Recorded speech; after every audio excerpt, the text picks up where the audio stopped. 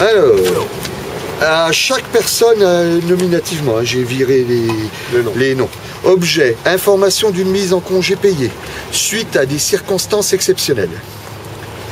Dans le cadre des négociations annuelles obligatoires, la Direction générale a proposé pour les catégories ouvriers, employés, techniciens et agents de maîtrise de l'établissement Manoir Industrie de Bar-sur-Aube une augmentation générale pour 2012 de 2,5%, dont 2% à compter du 1er janvier 2012 et 0,5% à compter du 1er juillet 2012, et une prime de 400 € pour tenir compte des résultats financiers prévisibles de l'établissement pour 2011.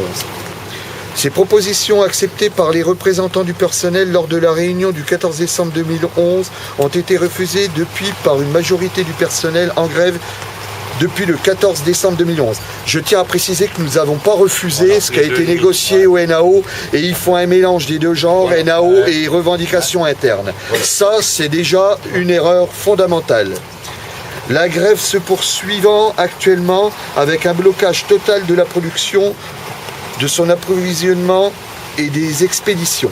Il apparaît clairement que le maintien en activité de l'établissement ne peut plus être assuré dans les conditions normales de fonctionnement et de sécurité des différents services et dans un climat social serein et dépassionné. Ces circonstances exceptionnelles, pouvant être assimilées à un cas de force majeure, nous amènent, dans le cadre de notre pouvoir de direction, conformément aux dispositions du Code du travail, à demander au personnel non gréviste, comme vous-même, parce que c'est nominatif, avec un délai raisonnable mais court compte tenu de ces circonstances exceptionnelles, de se mettre en congé payé pour 4 jours, à compter du 14-12-2011. Bien entendu, si le mouvement de grève venait à s'arrêter très rapidement, nous ferions le nécessaire immédiatement pour vous avertir d'une reprise possible de votre travail.